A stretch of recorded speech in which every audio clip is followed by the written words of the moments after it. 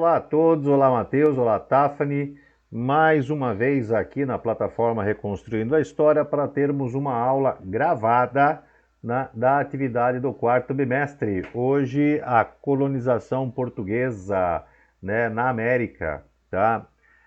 Vamos falar a respeito, inclusive vendo o conteúdo disponível na atividade número 1 do quarto bimestre do sétimo ano, tá? Eu vou abrir a atividade do sétimo ano A, mas não importa, tá? É a mesma atividade para o sétimo ano A e para o sétimo ano B. Deixa eu permitir, Maria Eduarda, seja bem-vinda, minha querida. Já começamos a nossa aula, não fiz nenhuma apresentação ainda, vou começar agora. Então, nosso tema, a colonização da América Portuguesa. Deixa eu ver se tem alguém aqui querendo entrar. Deixa eu ver, vou ter que falar, eu estou com fone de ouvido, mas não posso ter fone, não, tá tudo bem. Fique tranquilo, Matheus, ninguém vai precisar falar nada hoje, fique tranquilo, tá bom? Eu verifiquei aqui, né, você estava perguntando a respeito se vai ter que falar, não vai precisar falar nada agora, tá bom? Pessoal, eu não vou poder ficar entrando lá no WhatsApp para poder ver as mensagens. Se vocês tiverem que falar alguma coisa, digita aqui no chatzinho do próprio Google Meeting, tá? Eu já disponibilizei aqui, de vez em quando eu dou uma entrada aqui para a gente dar uma olhada, ver se tem alguma mensagem para o professor, tá bom? Então vamos começar a nossa aula. Vamos lá, deixa eu compartilhar a tela aqui com vocês. Muito bom. Se vocês não estiverem enxergando o formulário, atividade número 1, sétimo ano A colonização da América Portuguesa, quarto bimestre, tráfico negreiro de escravos africanos no Brasil, quilombo, um símbolo de resistência e dominação do elemento europeu sobre o elemento africano. Por favor, me avisem, tá?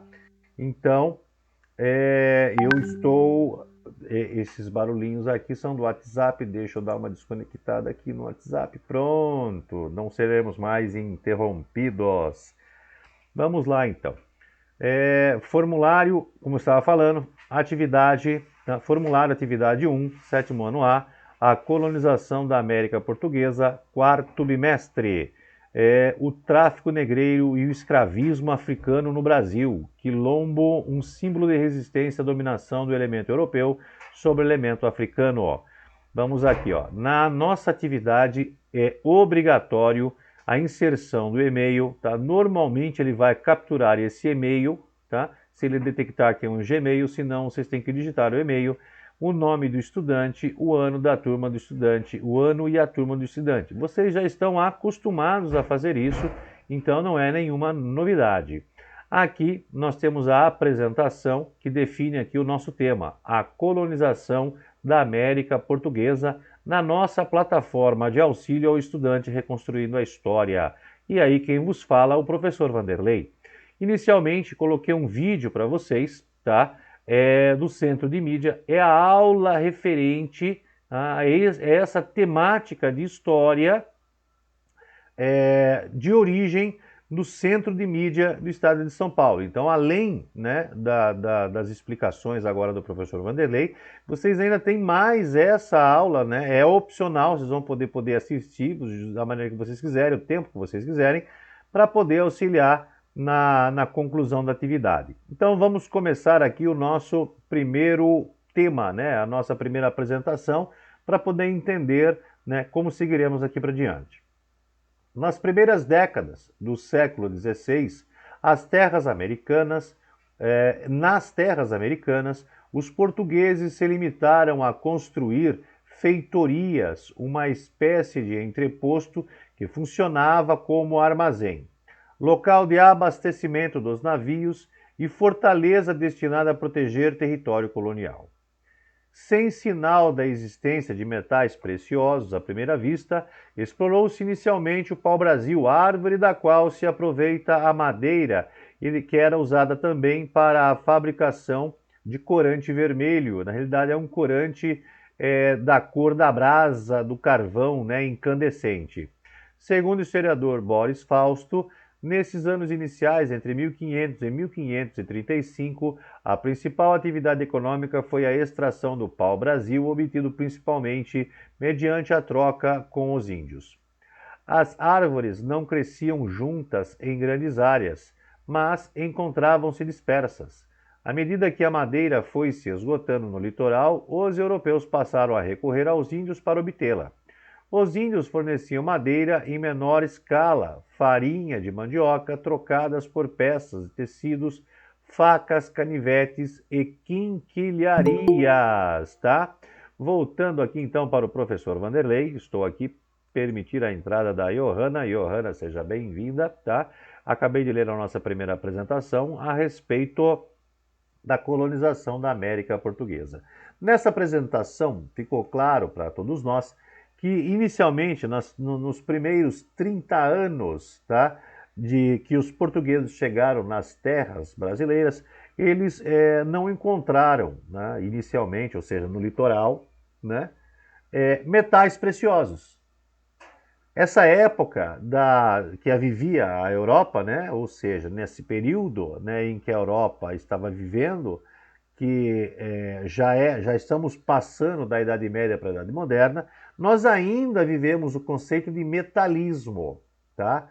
Ou seja, as nações europeias que tinham a maior quantidade de metais preciosos, como ouro e prata, eram as nações mais ricas, tá? Então esse era o conceito da época. Como eles não encontraram metais preciosos na primeira análise, né, numa primeira expedição, né, nas terras próximas ao litoral brasileiro, procurou-se então uma outra forma de exploração. Essa forma de exploração foi a obtenção, a retirada da natureza de uma madeira, conhecida como pau-brasa. Mas, professor, você leu pau-brasil. Eu li pau-brasil. Mas é pau-brasa. Pau-brasil porque o pau-brasa foi encontrado no Brasil, tá? Brasil, ele não tem o nome de Brasil, porque no litoral brasileiro foi encontrado pau-brasil, né, que era destinado a tirar uma pigmentação do seu interior e que essa pigmentação gerava uma determinada tintura de uma cor muito específica para tingimento de tecido. Essa cor que se obtinha desse pigmento era da cor de brasa incandescente. Naquela época, só essa madeira possuía esses pigmentos que permitiam fazer esse tingimento. Por isso ele foi denominado como pau-brasa, porque o tingimento tinha a cor da brasa incandescente do carvão, tá? Então por que pau-brasil? Porque é o pau-brasa encontrado no Brasil. Mas então o Brasil tem origem do que, professor? Rapidamente, para vocês entenderem que o nome do Brasil é muito mais do que o nome de uma madeira, de uma árvore, tá? Por volta do século XIV, entre o século XIII e o século XIV, um frei holandês pegou um veleiro, um barco, e saiu pelo Oceano Atlântico à busca da Terra Prometida. Ele acreditava que atravessando os mares ele alcançaria a Terra Prometida, tá? Uma nova terra, um novo lugar.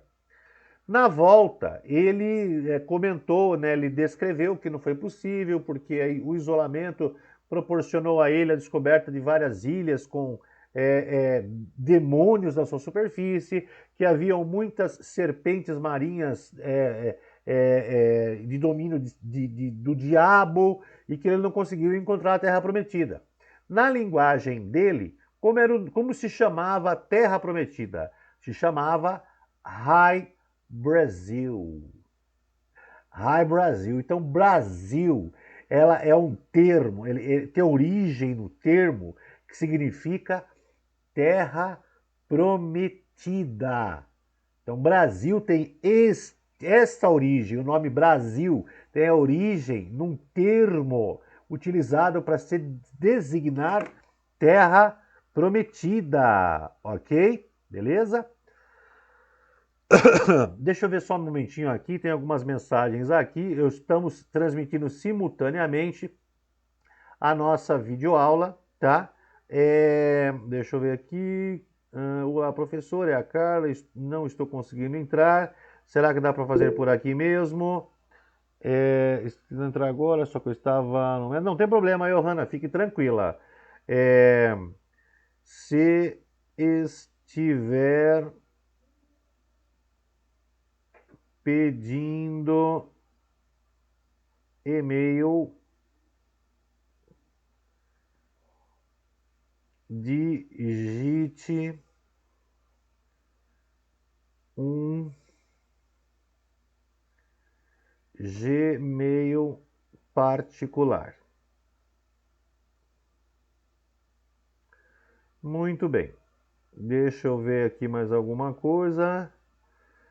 Por enquanto seria só. Então deixa eu voltar aqui a transmissão simultânea. Então estamos simultaneamente. Opa, saiu daqui. Continuar. Simultânea, carrega, carregou. Então estamos simultaneamente. Vou mostrar para vocês aqui, tá?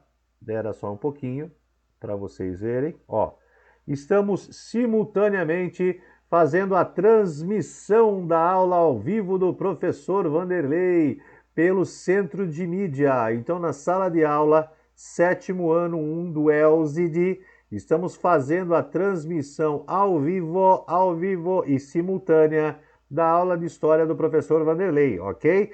Então, quem só tiver condição de entrar pelo Centro de Mídia, estamos lá também, ok? Vamos continuar aqui a nossa aula. Então, só para relembrar, então, pau-brasil não tem nome, não tem, Brasil não tem o nome Brasil porque herdou o nome de uma madeira, né, de uma árvore que existia no litoral brasileiro.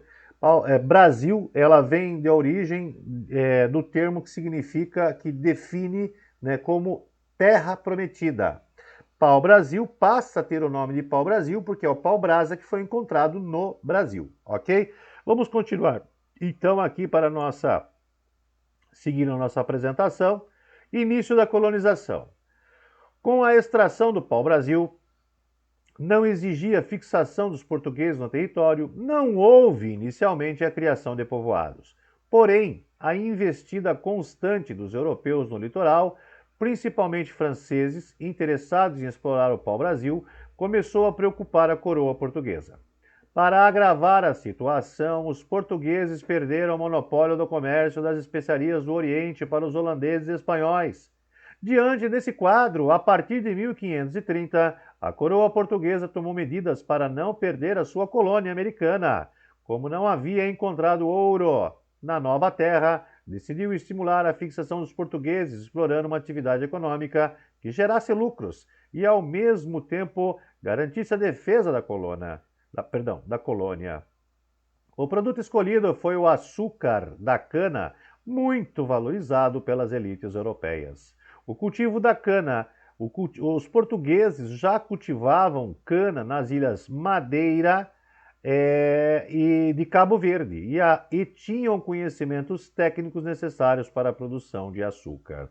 Então, voltando para o professor Vanderlei, a ideia é que como você não tinha ainda a possibilidade ou não tinha achado, né, um veio, né, na extração de metais preciosos, você tinha que fazer alguma outra coisa. Por quê? Porque senão é o seguinte, os outros países da Europa estavam procurando colônias ultramarinas e iam invadir esse lugar aqui também, tá? Não tinha jeito, então tinha que fazer alguma coisa. Como os portugueses, né? Proprietários, né? Tipo assim, já estabeleceram colônias ultramarinas na ilha de Cabo Verde, né? E qual outra ilha aqui que falou aqui? Vamos lembrar aqui, olha lá, Ilha Madeira e Ilha de Cabo Verde, né? Como já tinham se instalado ali, já tinham estavam em plena produção de açúcar, através da plantação de cana-de-açúcar, né? Eles tinham domínio da tecnologia, eles pensaram assim, viu, vamos pegar aquelas terras lá e vamos fazer plantação de cana-de-açúcar lá, gerar açúcar lá e trazer açúcar para a Europa, tá? Outro grande consumidor também não ia ser só a Europa, né? As colônias da América do Norte também tinham essa possibilidade, através, né, de um eixo comercial entre colônia, metrópole e o resto do mundo, todo mundo consumia açúcar e isso gerava recursos financeiros para a colônia, para a metrópole portuguesa, tá? Então, o processo de colonização, ele segue nesse sentido, né? Vamos trazer colonos para as terras brasileiras, né? Que serão cidadãos portugueses vivendo em terras brasileiras, que cultivarão a cana-de-açúcar e produzirão o produto que nos trará riqueza, o açúcar. Tá bom? Tá joia? Vamos lá. Ó, pessoal, se tiver alguma dúvida aí, por favor, tá? Vocês liguem o microfone, chamem a atenção, deixa eu dar uma olhadinha aqui no chat. Professor, desculpa ter entrado só agora, eu estava no médico. Não tem problema, meu anjo, tá? Se tiverem dúvida, toda vez que eu terminar aqui, eu vou dar uma olhadinha no chat para ver se tem alguma dúvida escrita aqui. Mas vocês também, por gentileza, tá? Interrompam o professor, liguem o microfone e façam o seu questionamento, ok? Eu vou para o próximo slide. Se ninguém tiver nenhuma dúvida, 1, 2, 3, 4, 5. Vou para o próximo slide. Vamos lá. Na próxima apresentação, nós temos aí um aprofundamento a respeito do cultivo da cana. O litoral, que hoje corresponde a aproximadamente ao nordeste do Brasil, oferecia as condições necessárias para o cultivo da cana, clima quente e úmido e a presença de um solo de massa P, uma terra escura, a fim de criar núcleos de povoamento em sua colônia americana. Em 1531, a coroa enviou uma expedição à América, comandada por Martim Afonso de Souza. Em 1532, Martim Afonso fundou a cidade de São Vicente, a primeira vila portuguesa em terras americanas, onde introduziu o cultivo de cana. Começava assim a efetiva colonização da América Portuguesa. Inicialmente, a produção colonial representava uma parte muito pequena nas rendas da coroa portuguesa. Porém, já no final do século XVI, o açúcar produzido nas terras, que mais tarde formariam o Brasil, havia se tornado mais lucrativo do que o comércio oriental e as especiarias e produtos de luxo.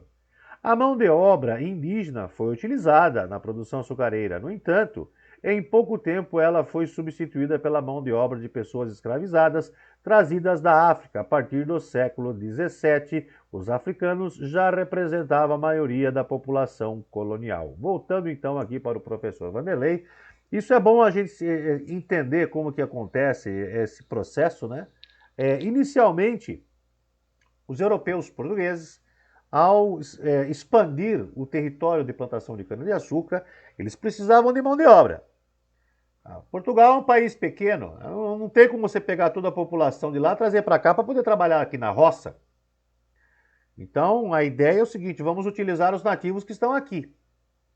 Os nativos que estão aqui, eles eram naturalistas, tá? E inicialmente se veio a ideia de que, na tentativa de utilizá-los como mão de obra, tá, a sua indolência, tá, não proporcionou uma produção, né, que realmente atendesse às necessidades da coroa. Ou seja, a ideia de que o índio era preguiçoso e mesmo que você espancasse, batesse, ele não trabalharia. Tá? Então isso é uma ideia errada, é uma ideia que não demonstra a verdade. Não é assim. Tá? O que acontece? Vamos lá, é bem simples de entender. Quando os europeus, né, Martim Afonso, veio para o Brasil, ele não veio sozinho. Né? Ele não veio sozinho. Ele trouxe para cá religiosos que conhecemos como jesuítas. Os jesuítas vieram para o território brasileiro a fim de expandir a religião cristã entre os nativos, ou seja, aumentar os devotos da religião cristã. Nesse processo, eles estabeleceram que eles criaram missões, né? Uma região cercada, aonde eles convertiam os nativos no modo de vida europeu, tanto religioso quanto social. Ok?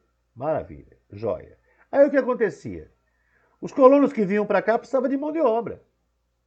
Ele sozinho não era suficiente para poder trabalhar em toda a região que eles pegaram para poder plantar cana-de-açúcar.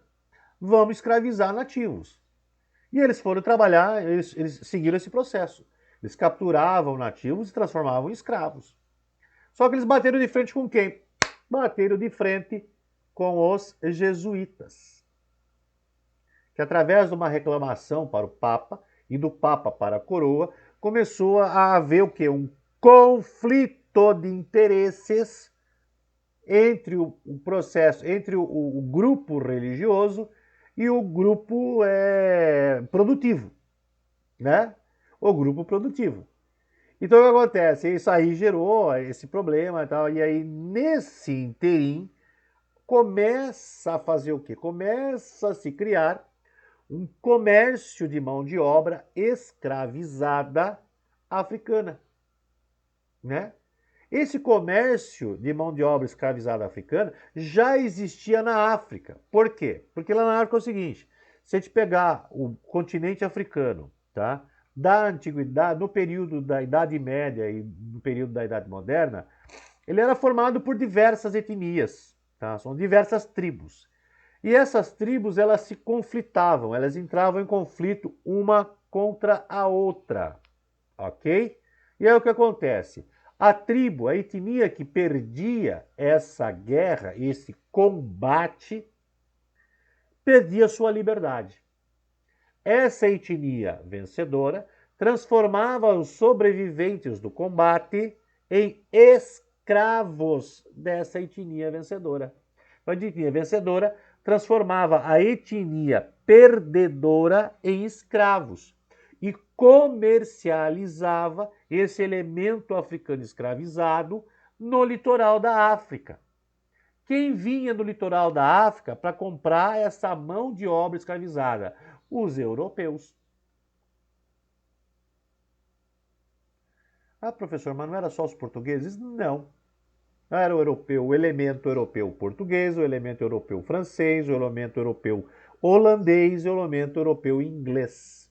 Esses caras vinham lá e compravam mão de obra escravizada. E levavam para onde? Principalmente para as Américas. Então, não houve mão de obra escravizada apenas na América Portuguesa. Houve mão de obra escravizada na América Portuguesa, na América Espanhola e na América Inglesa. Tá? Na América Inglesa. Então, teve sim. Tá?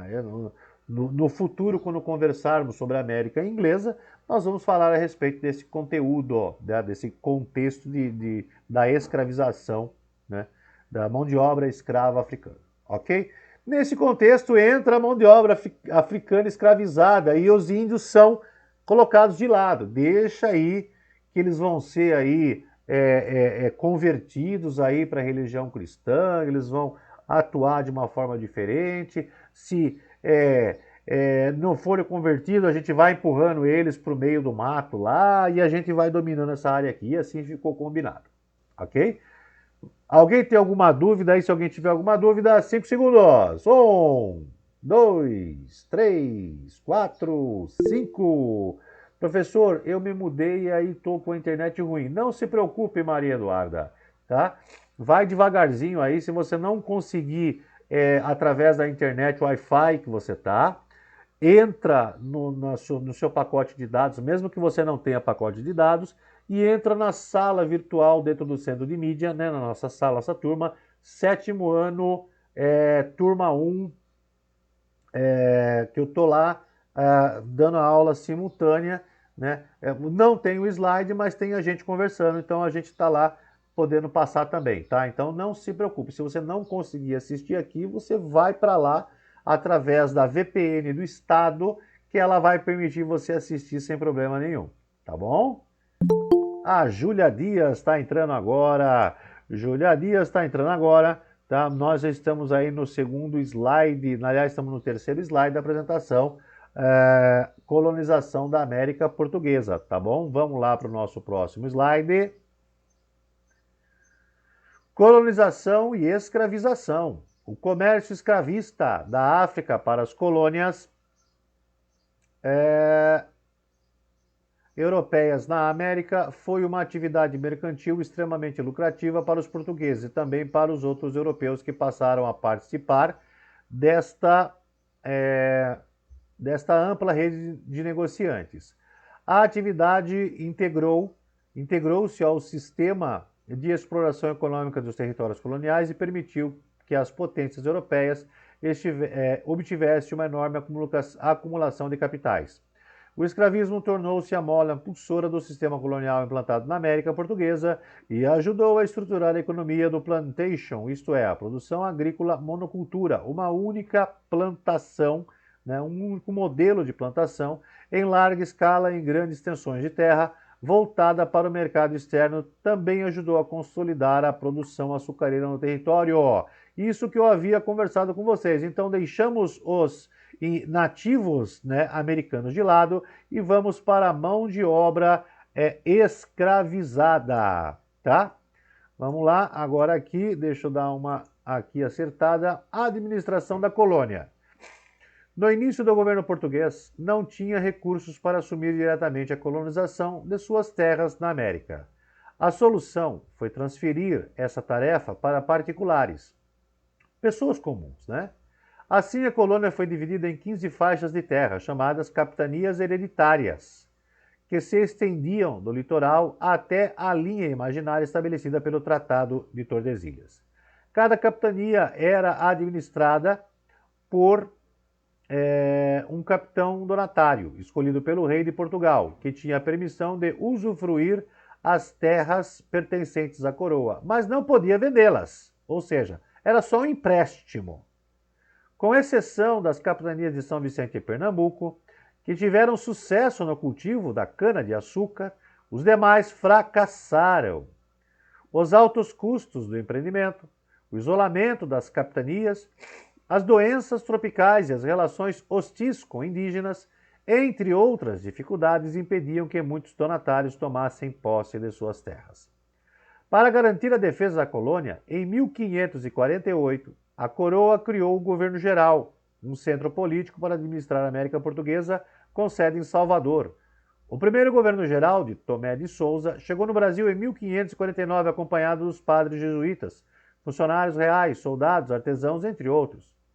As câmaras municipais organizavam o cotidiano das vilas e das cidades. Elas providenciavam a construção de obras públicas, cuidavam da limpeza das ruas, organizavam as festas religiosas, cobravam os respectivos impostos, fixavam os pesos e as medidas, determinavam a prisão dos acusados de perturbarem a ordem, entre outras atribuições.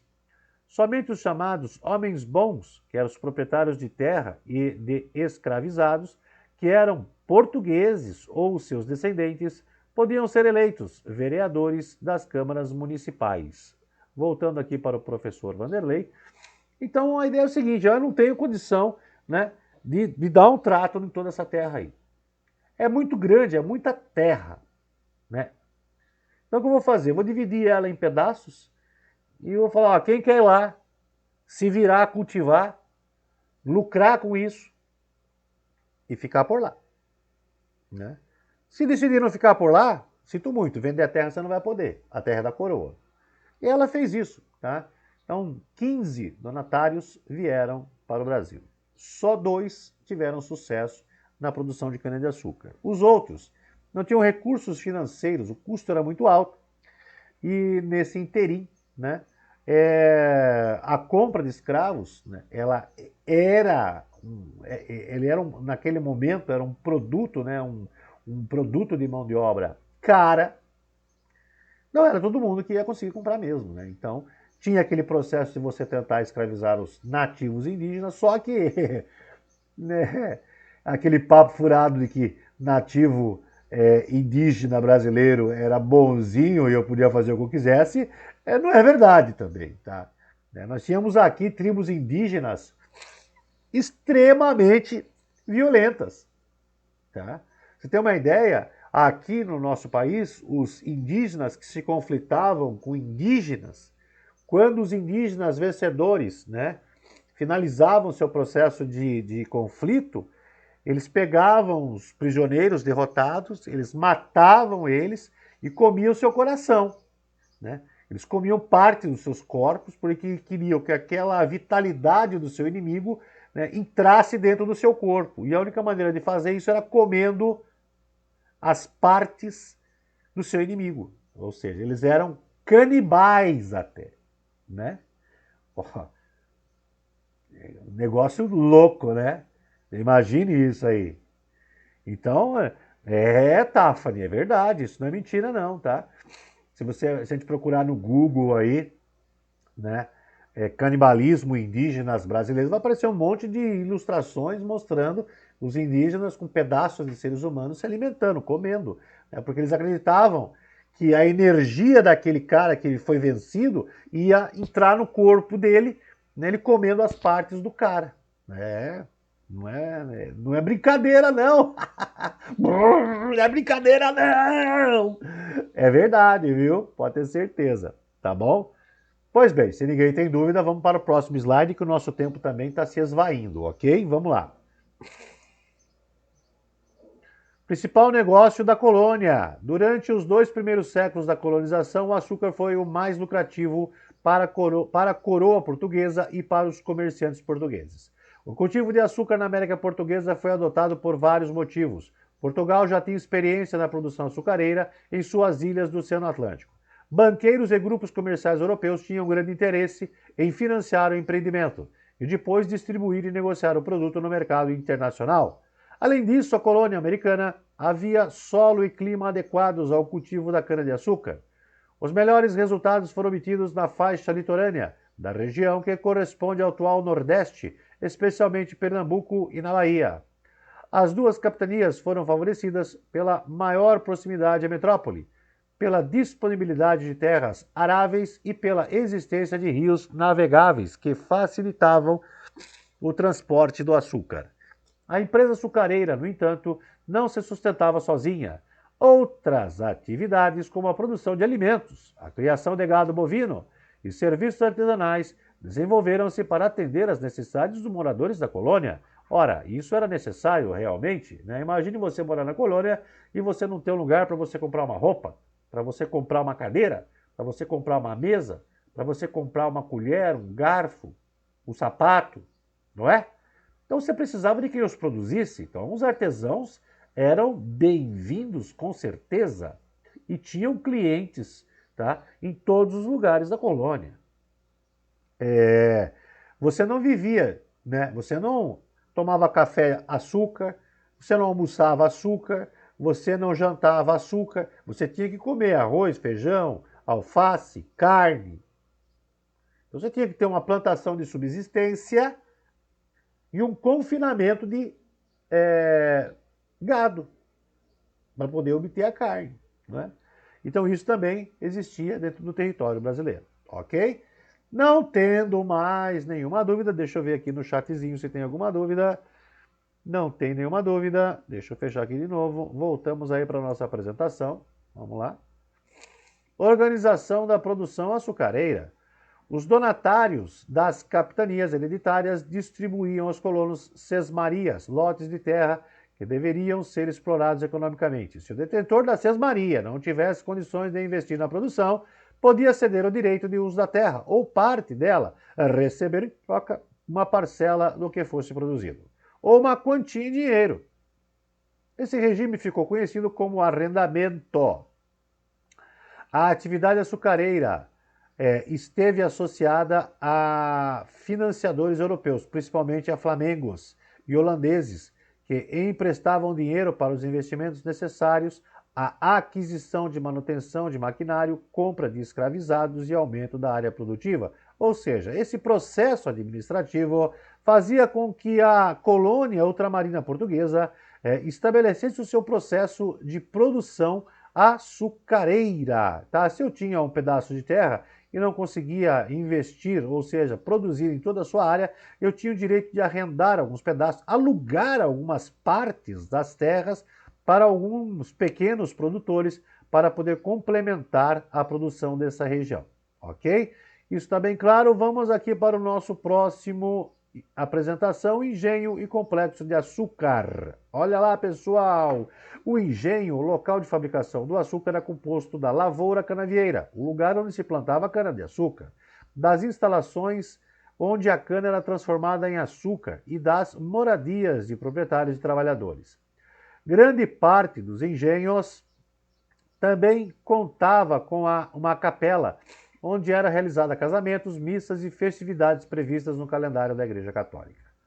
A produção de açúcar era feita em várias etapas. Após a colheita da cana, era levada até as moendas, onde era moída em cilindros de madeira para extrair o caldo. A moagem podia ser feita com o uso da força de animais ou com a força da água ou por tração animal. Sob a supervisão do mestre de açúcar, o caldo era cozido para virar melaço, o qual era depositado em formas de barro para purgar.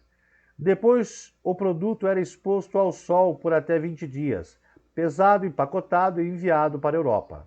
É importante perceber que a organização do espaço do engenho, que era uma grande propriedade latifundiária, refletia as relações sociais e o poder que envolvia a sociedade colonial e o processo produtivo do açúcar. A Casa Grande era a residência dos senhores do engenho, o centro administrativo e religioso da propriedade. As primeiras construções, com paredes de barro e teto de sapé ou folhas de palmeiras, tornaram-se depois mais sólidas, com alicerces com pedra e telhados de barro. Os escravizados habitavam senzalas, construções bastante precárias, em geral em forma de grandes pavilhões térreos, divididos em cubículos destinados a casais ou indivíduos solteiros, ou sem divisões destinadas a abrigar vários membros de uma família. Tá? Então, assim era formado o engenho. Tá? Tinha a casa principal, que era do dono do engenho, né? O grande proprietário, o senhor do engenho, e a área que era cultivada, era agricultura, né, que era cultivada a cana-de-açúcar, e aí depois tinha a área que era a parte da produção do caldo de cana, que virava melaço, e que depois de extremamente purgado e seco, era empacotado e enviado para a Europa para ser transformado em açúcar. E aí comercializado com altos valores financeiros. Ok?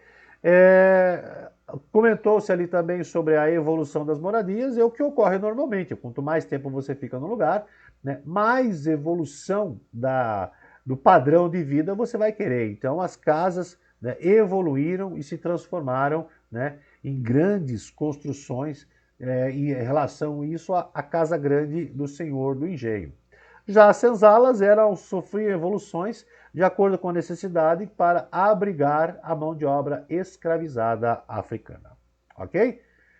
Dúvidas? Não dúvidas? Se não tem dúvidas, vou para o próximo slide. Ninguém está falando nada, ninguém está escrevendo nada. Vamos então para a nossa próxima apresentação.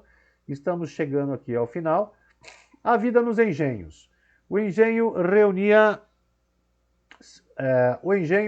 senhores, pessoas escravizadas, sacerdotes e diferentes tipos de trabalhadores livres e expressava em grande parte a sociedade colonial da América Portuguesa.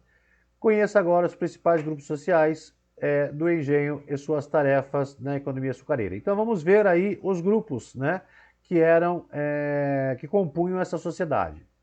Primeiro, os escravizados. Os africanos escravizados realizavam a maior parte das atividades do engenho. Além de participar da produção de açúcar, trabalhavam como marceneiros, barqueiros, ferreiros e pedreiros. Muitos desempenhavam atividades especializadas, pois possuíam conhecimento e técnicas que foram desenvolvidas pelos povos do continente africano, como a metalurgia, o artesanato e a arte de costuração de objetos e edificações.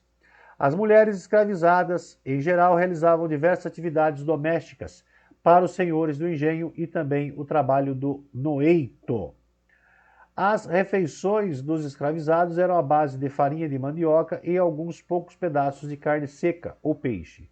Recebiam poucas peças de roupas, motivo pelo qual suas vestes viravam farrapos. Era frequentemente haver nas fazendas teares domésticos para a fabricação de tecidos. Então, essa é a primeira parte aqui dos grupos dessa sociedade. Senhores de engenho e trabalhadores livres. Então, o outro grupo social desse período, os senhores de engenho. Os proprietários do engenho eram chamados de senhores do engenho. Eram detentores de grandes riquezas, terras e pessoas escravizadas e representavam o poder máximo do engenho. Em seu dia a dia, ocupavam o poder máximo do engenho. Em seu dia a dia, ocupavam-se com a administração da propriedade, com o comércio de açúcar e de escravizados e com pagamentos de trabalhadores livres. Muitos engenhos ficavam próximos às cidades portuárias. Vários senhores de engenho tinham residência, negócios e cargos públicos nas cidades. Então, essa é a camada social dos senhores do engenho. Trabalhadores livres, nossa próxima camada social. Em todas as etapas da produção do açúcar havia a presença maciça de escravizados, mas também havia o trabalho de homens livres que realizavam tarefas especializadas. Primeiros feitores. O feitor do eito escolhia as terras para o plantio e o tipo de cana utilizado na lavoura, e determinava os momentos adequados para o cultivo e da colheita. O feitor da moeda recebia os feixes de cana e controlava a produção do caldo. Acima dele estava o feitor mor, que controlava o trabalho dos escravizados e assegurava o bom estado dos equipamentos. Nós temos também aí o mestre de açúcar, garantia a qualidade do produto final. Ele definia o momento. Espera um pouquinho só, deixa eu ver aqui. Só um momento, deixa eu ver se tem alguém querendo entrar, tá precisando de ajuda.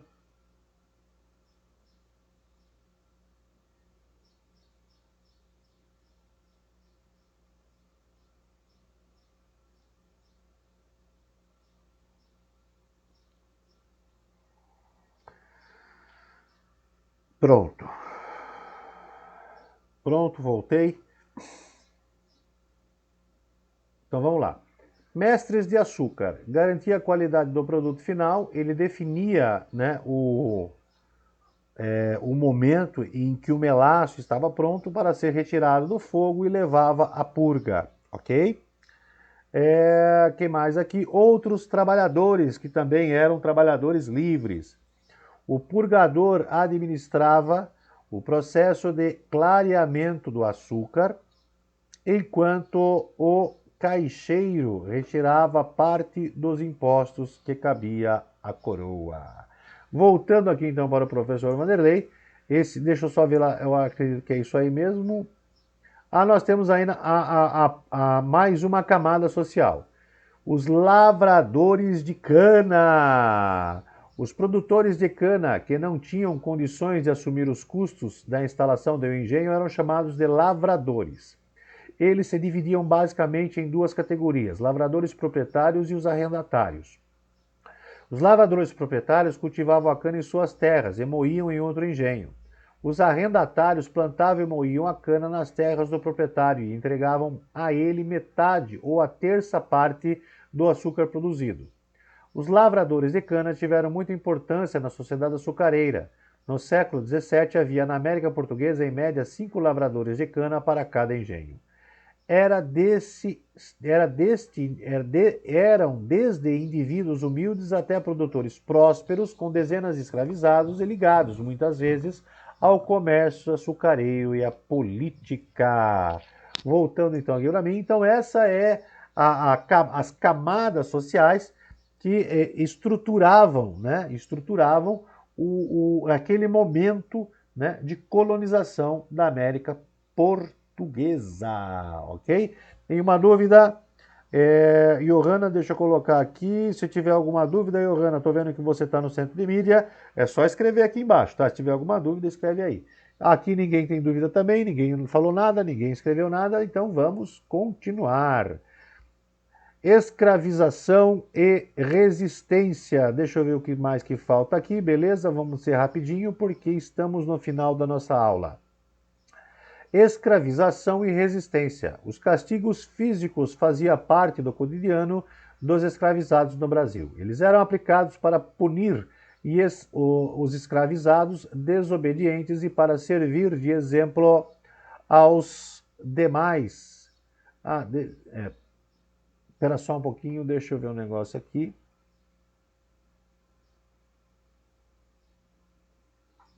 Antes de continuar, só um momentinho, deixa eu ver aqui.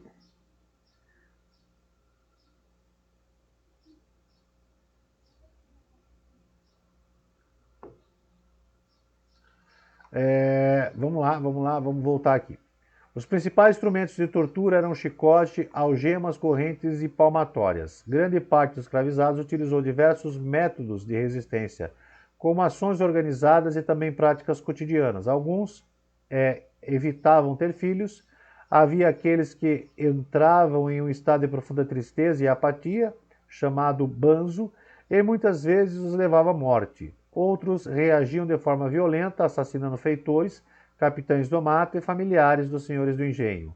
Outra forma de resistência comum era a fuga para as cidades distantes, matas ou comunidades de escravizados, fugidos, chamados de quilombos. Porém, fugir dos domínios do senhor era uma empreitada difícil. Assim que a ausência de um cativo era notada, os capitães do mato saíam para procurá-lo e levá-lo de volta ao proprietário.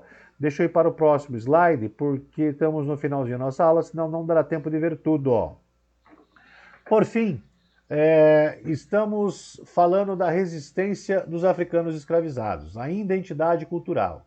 A resistência dos africanos escravizados deu-se ainda por meio da preservação de sua identidade e dos laços culturais que uniam a África, vindo de diferentes regiões, né? Juntos reforçaram a relação com a história das culturas africanas e dessa forma mantiveram o culto aos seus ancestrais, práticas musicais e religiosas e criaram uma cultura que sintetizava a identidade dos povos que vieram... Opa, deixa eu ver aqui, deu alguma coisa errada aqui, calma aí, calma aí.